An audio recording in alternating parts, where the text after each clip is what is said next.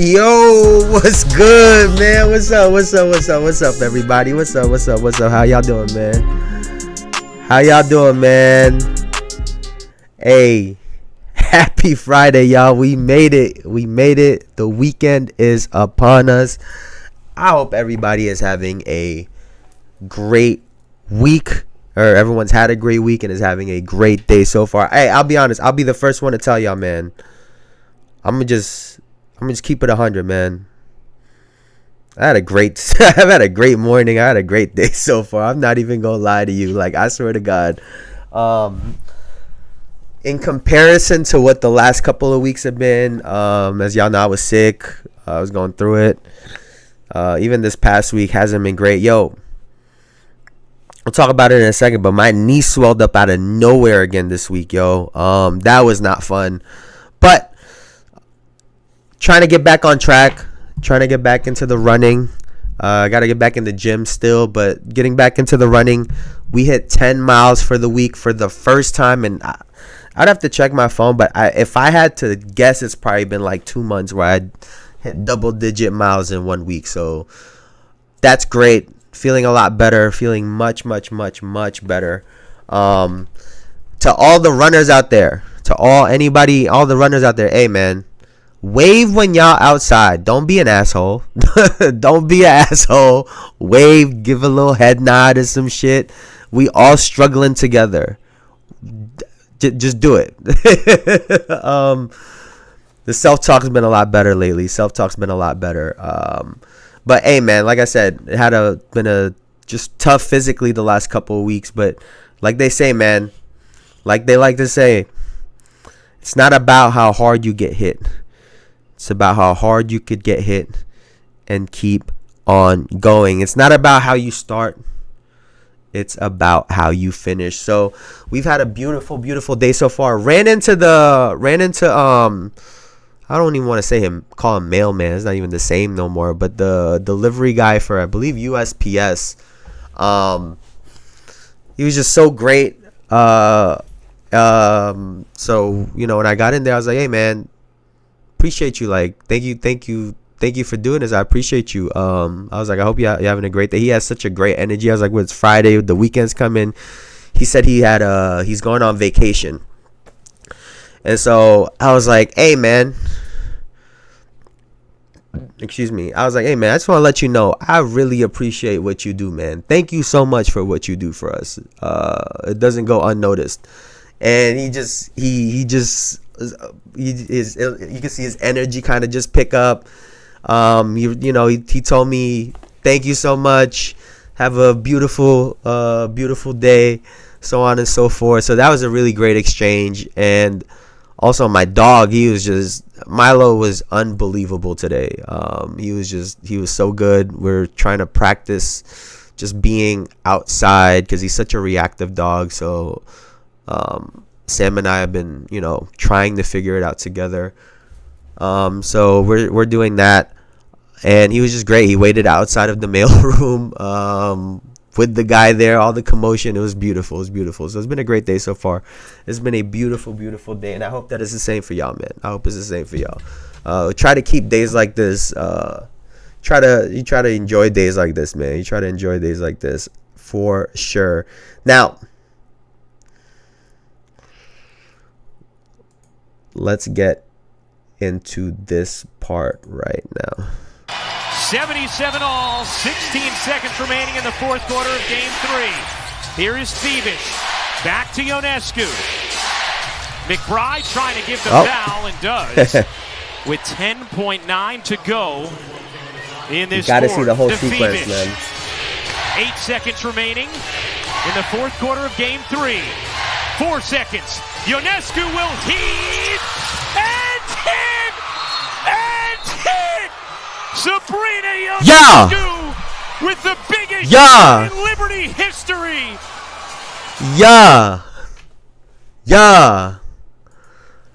It was a beautiful Wednesday night. Hey, man, we gonna talk all about the Liberty. We're gonna talk all about the NBA rankings.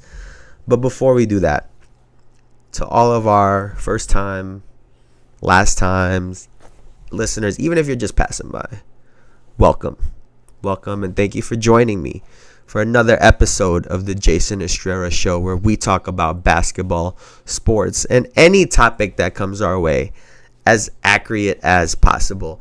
As always, it's your host, your boy, Jayson Estrera. Now, we are going to get right into it because it's about to be a celebration for New York, man. It's about to be a celebration for New York.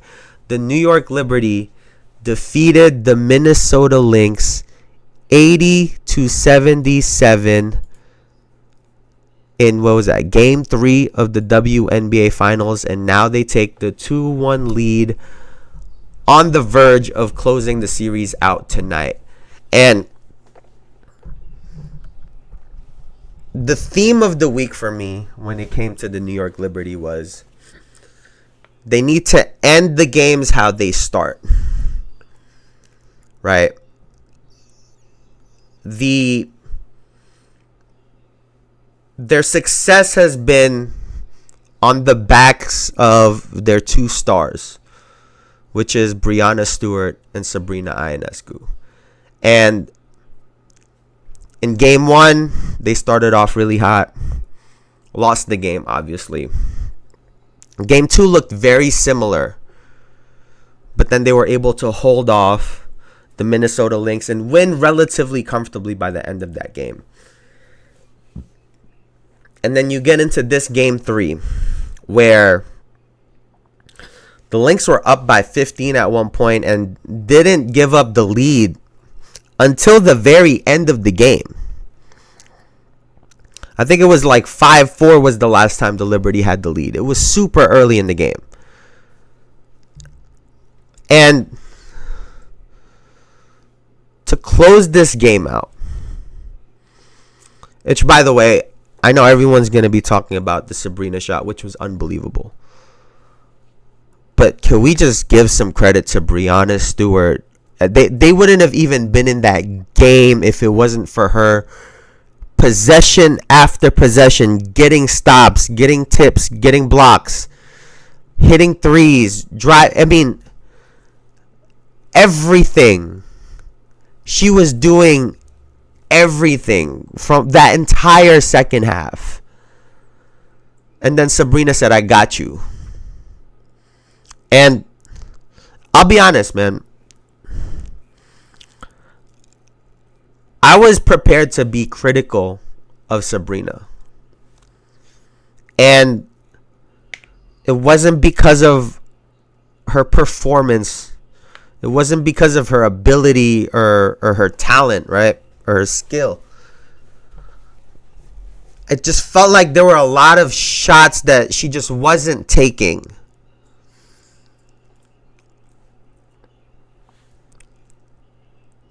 There were so many situations in the fourth quarter when she had the ball, and I'll be honest, it looked like she wasn't even looking to shoot. So for her to have the confidence at the end of that game to take 3 of the biggest threes in her career and make 2 of them, you gotta give her a lot of credit for that. That's ice. That's ice in the veins, right? And, when I say I was being critical, it's because she always shoots great. She always shoots at a high clip. She's a dead-eye three-point shooter.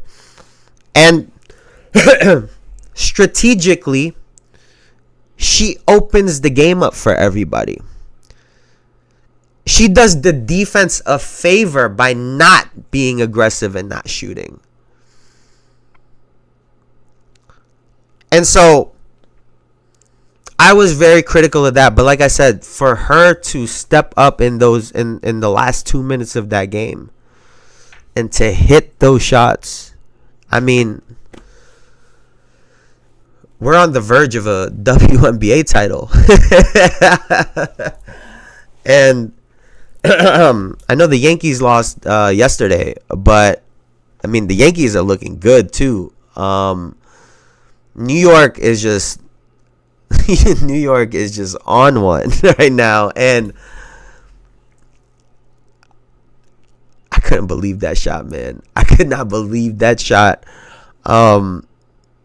She just stepped into it with so much confidence, and that's one of those things where, you know, the Lynx stole game one. The Minnesota Lynx stole game one. And in a series, you're not stealing more than one game. It just doesn't happen, right? It very rarely happens. And now the Liberty got their one steal. And the other game we won convincingly. So now we've gotten these different waves. They've thrown pretty much everything, including the kitchen sink, at us. And we're still standing strong. So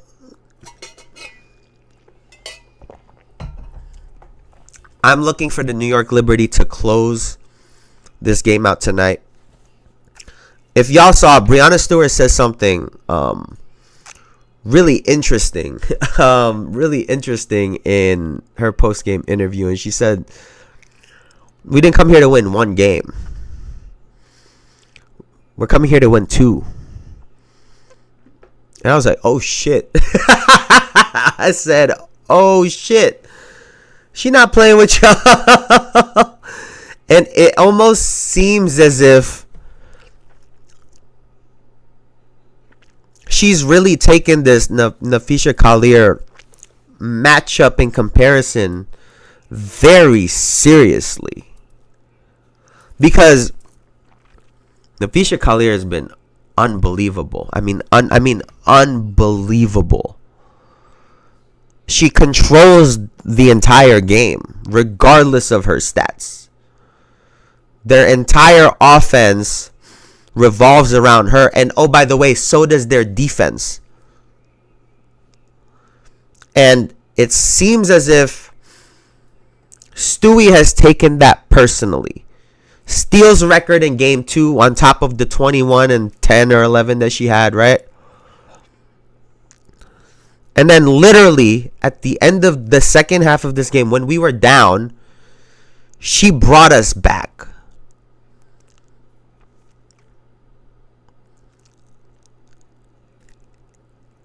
And it's just that, like I said,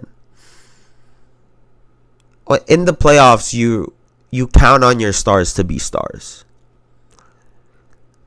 And in the biggest moment, they were exactly that. And with Sabrina taking that shot, I mean, you had to feel good about that shot. You had to feel good about that shot because game was tied and the ball's in the hand of your best shooter with space. And so, listen, I'm not trying to celebrate too early, right? I think that the Minnesota Lynx have shown that they're a gritty ass team, right? So I'm not just writing them off. And the other thing about the Lynx is they're very consistent in their style of play. Like I said, everything revolves around Napheesa Collier, and they don't deviate from that. You know, different players get going, but that's still their rock. And when you have a style that's like that, you're able to be consistent. However, we've shown that we can beat them. And if Courtney Williams isn't hitting her shots, if Kayla McBride isn't hitting threes, it ends up being a long night. And that's what happened in game 2. So we'll see what happens tonight. I don't think this goes any further. I think we close this game out tonight. Series is over. They got their one They got their one steal of a victory, but we've been dominant all season long. And so I look for the New York Liberty to definitively win this series. Granted, the games have been close, right? I think even if it's a 3-1, the teams are actually a lot closer than what that record would indicate. But we take this shit 3-1. We are the WNBA finals, WNBA champions, the New York Liberty. We get our get back. Got through the Aces. Gonna get the best shot from the Minnesota Lynx, and we gonna bring it home. So I'm looking forward to this shit tonight, man. I am looking forward to it. Now, to go from one clutch game to another, Dalton Knecht, rookie of the LA Lakers, the other rookie of the LA Lakers, had himself a fucking ball game last night. He ended with, 35, I believe, right? 35 points. Let me take a look at this real quick.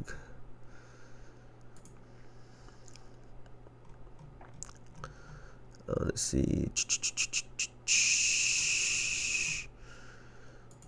see. He ended the game with... Where is bro at? Yeah, he ended with 35 points, 10 rebounds, 4 assists, a steal, and a block.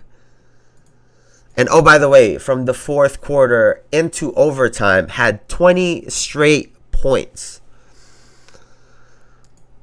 Now, I know the other day I was talking about, these games don't matter.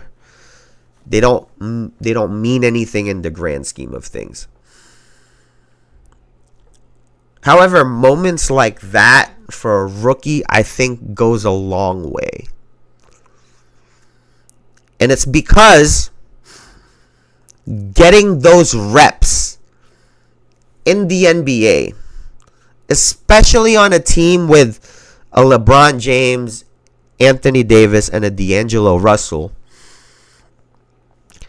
it's important to get those kinds of reps. And to not only be in those moments, but to perform, hit your shots, and then eventually win the game. I think it goes a really long way for him. Especially, I know he's been playing well through the preseason, even before that, right? Summer League. I'm sure he hears all the noise about Bronny. And if I'm to believe that Bronny is the type of person that he is, I feel like he's already approached him on some like man to man shit. Like, hey man, like, I know what it is, blah, blah, blah, blah, blah. So on one end, it's got to really feel good to have a performance like that. But second,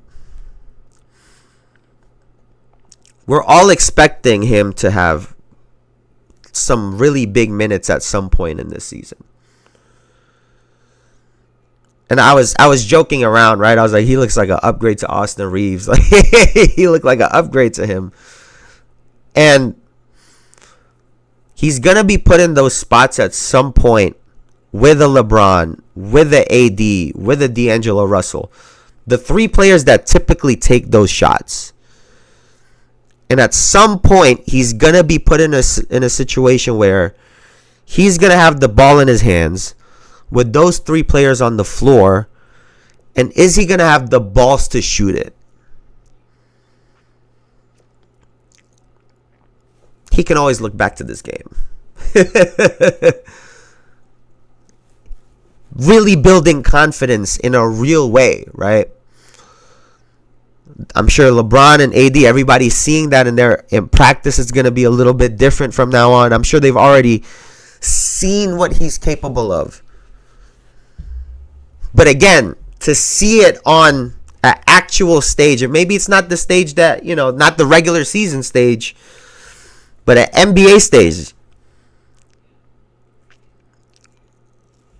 I think it goes a really, really long way for him and his confidence, and also the team's confidence in him, right? So looking forward to what he could do. I think there's a lot of, there's some promising rookies that look like they can do pretty well this season. Give me 1 second, y'all.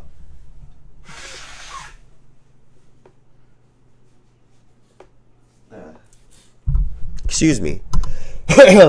Now,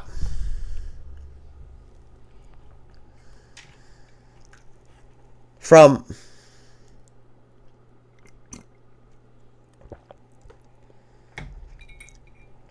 one side of LA to the other, we got to talk a little bit about Kawhi Leonard. And what this injury means. And reports are, what is it? His knee had just started swelling again, right? Let me see.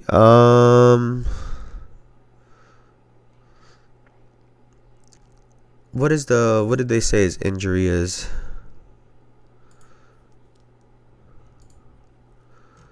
Let's see. We're out here. He's not been a part of what we've been doing on a daily with another kind of company. Line has been there. We're going. So he's doing everything that he can to rehab it and strengthen that knee on his own with our medical staff. Basically depend on how his knee responds to each phase. And, I can... Obviously, I'm not Kawhi Leonard. I'm not no fucking NBA player, but my knee has never been the same ever since I tore my ACL. Never. I tore my ACL clean off, partially tore my meniscus, and I've never been the same. Just a week ago, I was it a week ago? No, 2 weeks ago. I got on the court just to shoot around, get some shots up, spot shooting, pull-ups, whatever, right? Just get the body moving, just to get a little workout in and get some shots up. I haven't played basketball in a little bit. From that one workout, knee swelled up.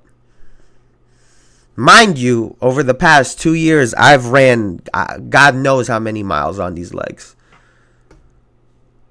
But I played basketball one time, and my knee swelled up. And it seems to me like Kawhi's knees have never fully recovered. They've never gotten back to where they were. And, some people have talked about sitting for a whole year. I've done that. I sat and didn't work out for it was a while. Didn't work out. Got there, got in the gym, didn't work out. Knee still swelled up. I've lost a bunch of weight since we've moved down here. Got in the gym, worked out. I've been running. Knee still swells up. And I'm not saying that we have whatever's wrong with our knee is the same thing.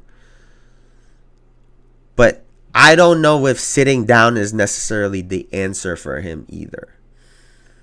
He's gone through this already. He's rehabbed it. He's rested. He's worked his way back. At this point, I don't know if there is a real fix for him.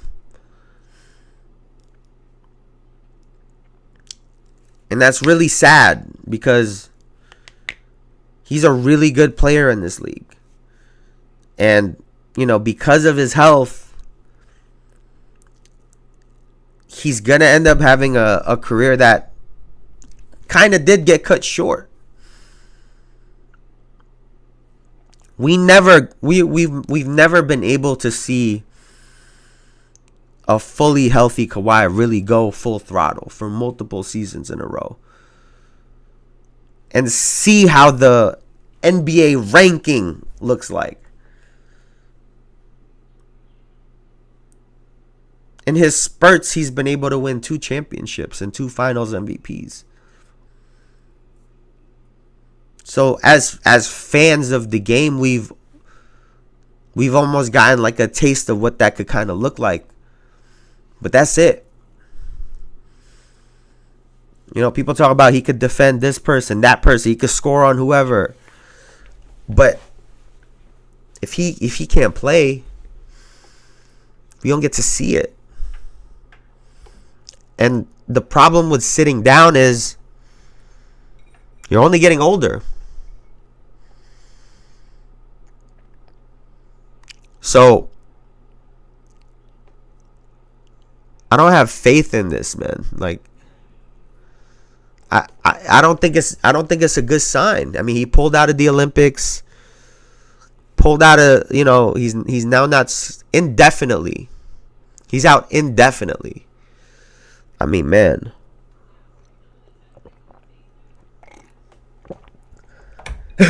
Now, what does this mean for his teammate James Harden? Right? Because that's like a good 25 you taking out of the lineup. Now, I know they got some players in there, right? Kevin Porter. They got some guys in there. But obviously, the ball is in James Harden's hand. And, excuse me, we've seen what Harden can do, when he's the guy. Problem is, we're a couple years removed from Houston Rockets James Harden. And athleticism is a little bit less, speed's a little bit less. I don't think he's in the shape that he was back then either. And then you add the fact that they don't call the NBA the same.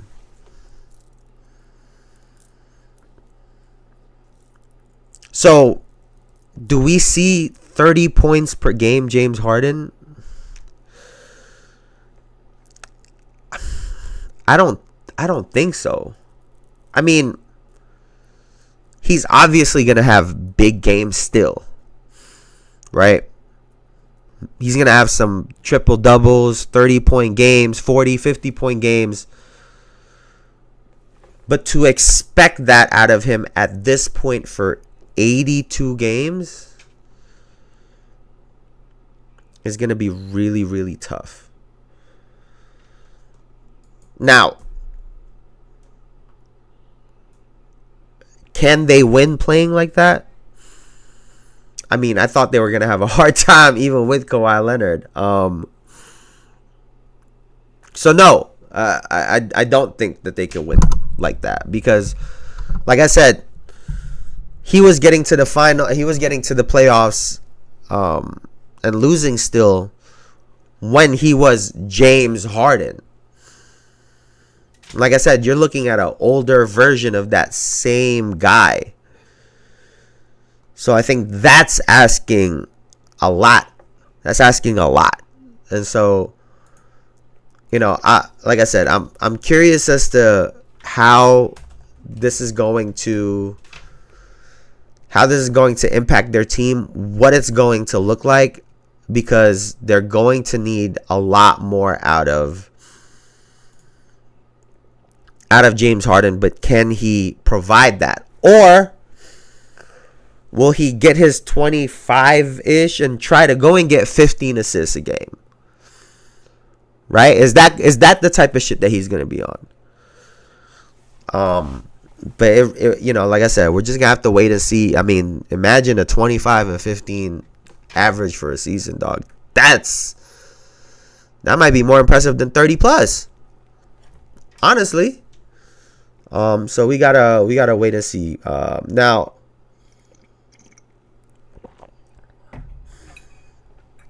Giannis had made some comments. Speaking of James Harden's former arch nemesis, Giannis said, quote, "I've never seen a player that the other team had to create a defense for. Only one player made other teams create walls for him, and it's Giannis Antetokounmpo." And I love the confidence. You're supposed to feel that way about yourself, right? I love that.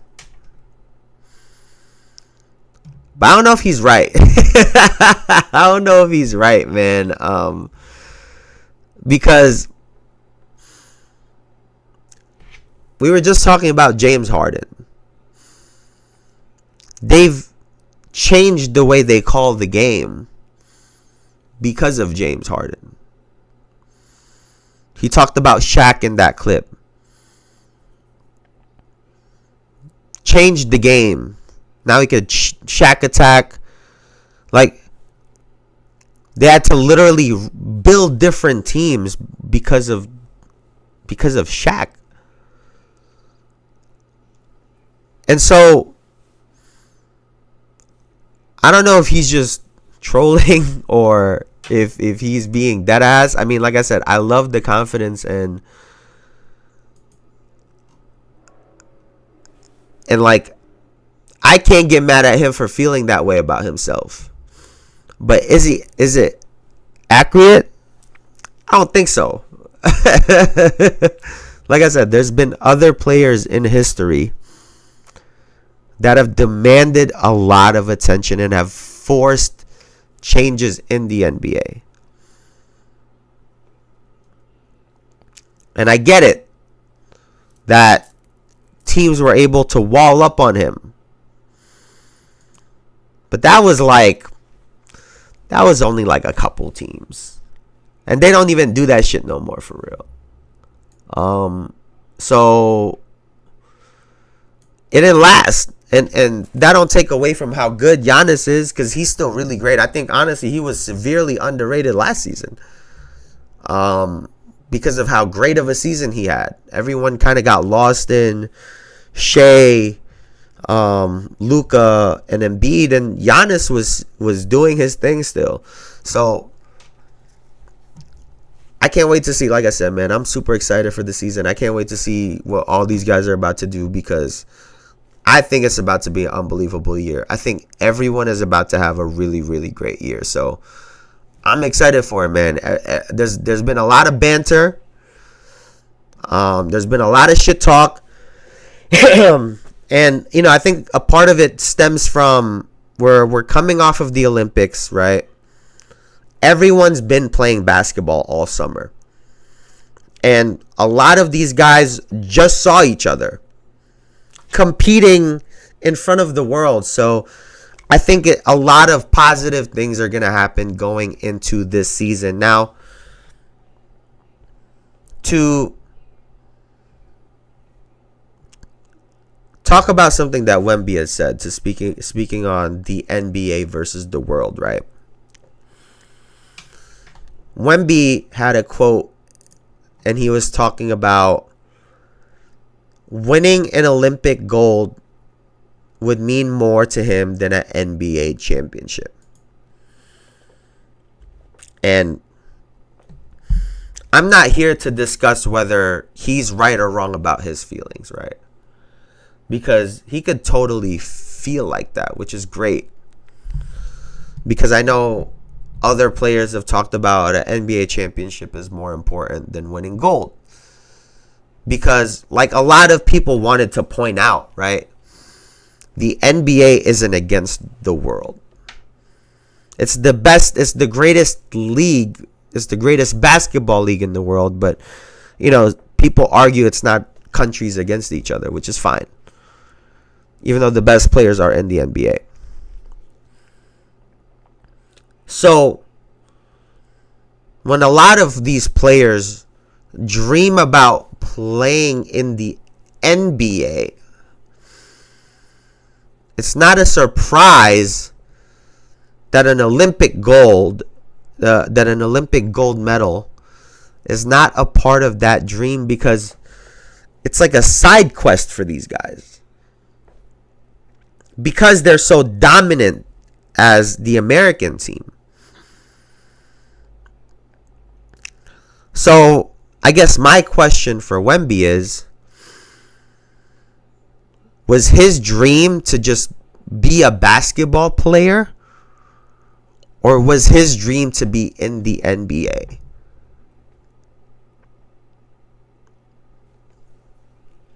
I get his perspective, right? There's less opportunities to get gold medals because there's less of them. They come every 4 years. And on top of that, from his perspective, it's like he's playing the final boss, right? In a video game, right? That's what the USA teams are. So I can understand it from that perspective. I just wonder if his dream was to be a great basketball player, regardless of where it was, or if his dream was to be in the NBA. Because I think in this conversation that matters, and that'll clarify this perspective that he has. Now, to go from, gold medalist and now the reigning defending NBA champion, Tim Legler was talking about Jayson Tatum's new jump shot. And he was saying that that's a problem for the rest of the league if you're facing the Boston Celtics. And Tim Legler was one of the ones that actually chose against the Boston Celtics in the NBA Finals. And I think that this is what's about to happen. A lot of people are about to start switching up. And I think it's important for a lot of these people to stay on that side. Y'all was talking all that shit. Y'all were blase blah, like thinking this guy is trash. You could stay on that side. I'm not talking about his age. Jayson Tatum is one of the best players in this league, and he got all that hate that he got. Yeah, everybody gonna have to stay on that side, man. No, I get I'm a Knicks fan, but I'm a basketball fan, and this team looks primed and ready to go on a run. And Jayson Tatum seems to be getting into his prime at 26 years old. A lot of guys don't achieve what he's achieved until they're 27. So what does that look like for him? I think he only gets better. I think his shot probably gets better. Their team gets wiser. I mean, him and Jaylen Brown can hit big shots. And then you have a Derek White and a Drew Holiday that are just second to none as a defensive combo and also are just massive in all of these moments. Kristaps Porzingis, I mean, their team is just so stacked. I find it hard to believe how people could pick against them in that sense, right? And then when you watch them play, it's like, yeah, this shit makes sense. They got one of the best players in the NBA. And then another one in Jaylen Brown right behind them, too. I mean, they just have a formula for success. And their head coach is also unbelievable. So, like I said, man, a lot of these guys are about to switch up this season. It's about to be a whole lot of Boston this, Boston that, da-da-da-da-da. Hey, man, a lot of people are going to start switching up. Watch.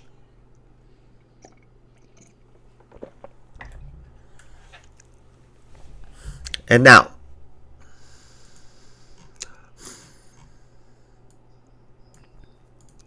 we are going to get into the NBA rankings. What was this on? ESPN?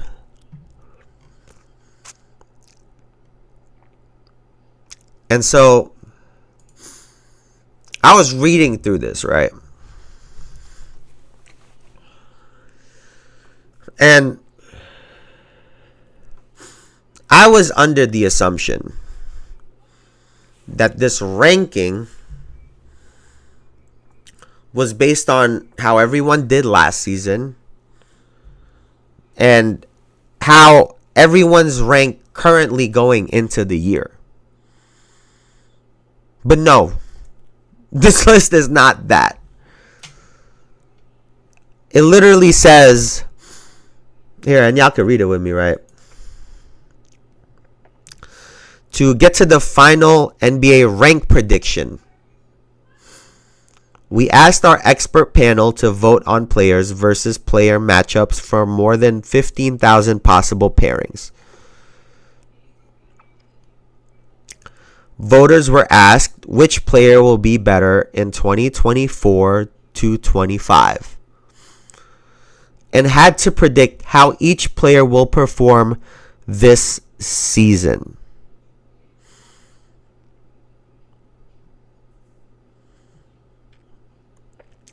Note, ESPN's NBA rank panel, composed of more than 150 reporters, editors, producers, and analysts.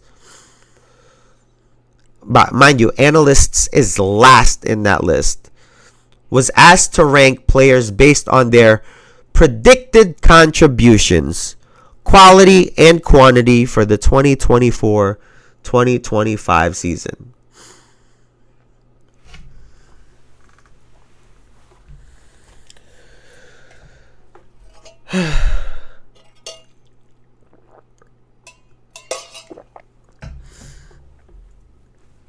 So basically, this list means nothing. This list doesn't mean shit. It's predictions on how they think players are going to perform this season. And that's how they're ranked?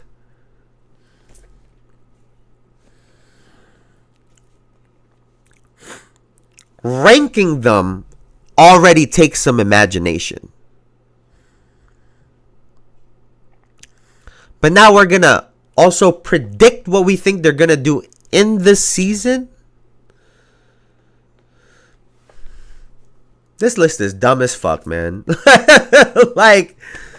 No, for real. This list is dumb as fuck. And it leads me to believe that lists like this are literally created just to start drama. Because people aren't going to read the fine writing. Right? And people are going to be confused. They're like, wait a second. Based on the ending of huh? That's what this is. Because people end up looking confused. They're like, that's not what I remember the last time I watched basketball. Yeah, because that's not how they're ranking them. And so, when you go through it, they have, we'll just go through the top 10. Yeah, y'all can look at it with me. Anthony Edwards, 10th. Kevin Durant, 9th. Joel Embiid, 8th.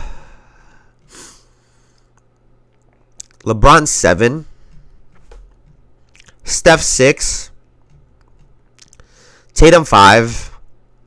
Shea, 4. Giannis, 3. Luka, 2. And Jokic is number 1. I've been very adamant on the fact that I think you could argue that Joel Embiid is the best player in the NBA. I think it's a literal toss-up between him and Jokic.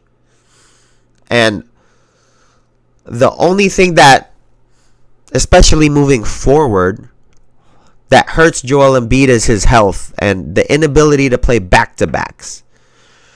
Because that can affect the amount of games he ultimately plays this season, which also affects the awards and the accolades that he can or cannot get.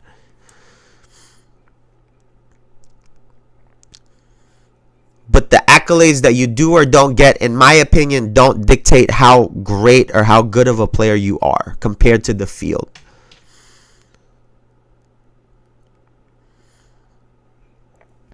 Just because Embiid didn't win the MVP last season or get the points per game, or the scoring title, I should say, doesn't mean that he's now even in last season, he wasn't the fourth best player in the league. Are we bugging?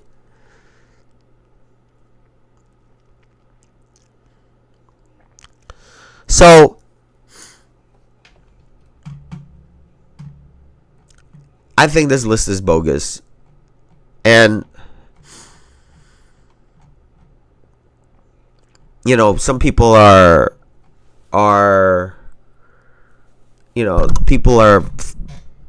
amazed at LeBron being 7th. When, you know, funny thing is last year he was actually ranked 9th. And so it was worse last year and people are mad now still. And I think that it's just one of those things where, I mean, it's hard. You literally pulling hairs at this point. Like,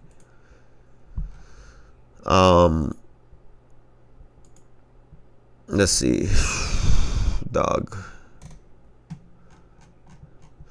Oh, here it is. Chris Paul is a 99th ranked player. Jesus Christ. Excuse me. Now, there's one that I was like mind blown by.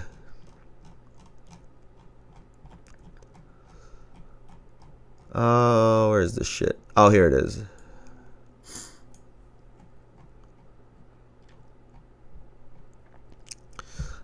Hey, man. There are not 24 players in the NBA that are better than Kyrie Irving. I don't give a fuck what you got to say. There are not 24 players better than Kyrie Irving at the game of basketball in the NBA. Are we dead ass? He literally fried Anthony Edwards in game. Like, what are we talking about? Like, in their game. Like, what are we... Fried his ass. Had that man... Hey, Jaden, switch. You know how crazy it gotta be for you to ask for someone to switch, being the person that always say, "Oh, I'll switch with you." He said, "Fuck Kyrie Irving on starting 5." 24 players better than Kyrie.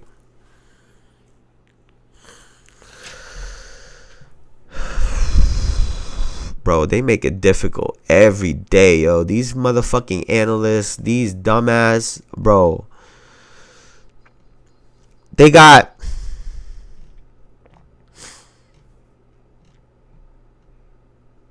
I'm not gonna lie to you. I don't know who would get taken out.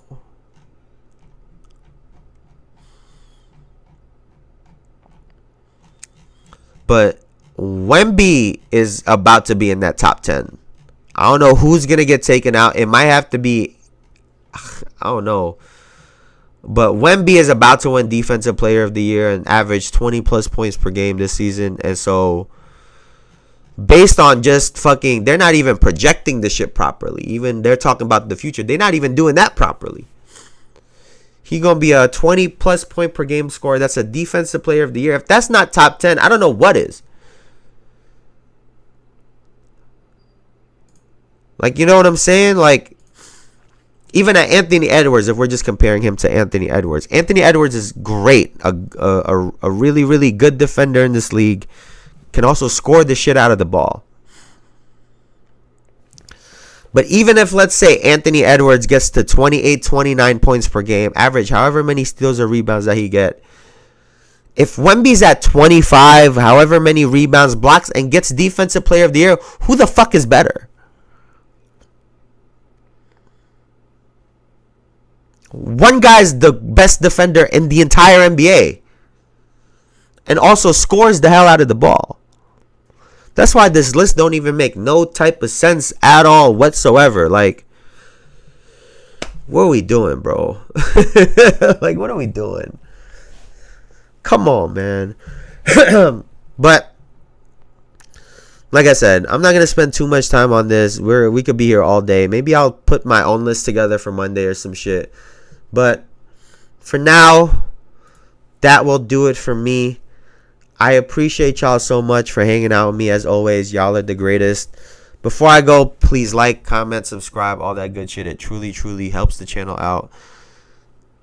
And y'all could have been anywhere on the internet, but y'all were here with me. And I really appreciate you for that. So thank you so much. I will see y'all on Monday. Have a great weekend.